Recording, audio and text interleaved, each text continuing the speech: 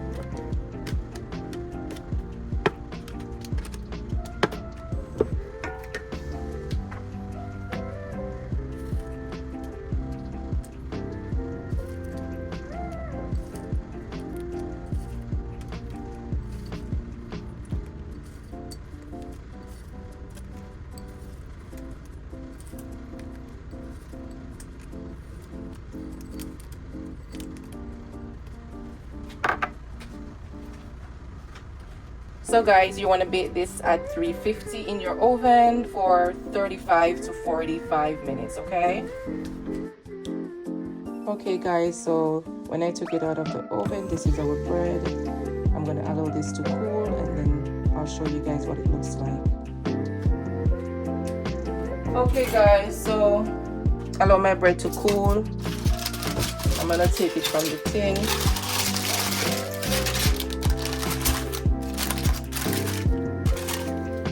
This is it. This is our bread. So I'm going to make a cut right here. This is what it looks like. Nice, soft, healthy bread, lentil bread, guys. Healthy. All right, guys. Thank you for watching.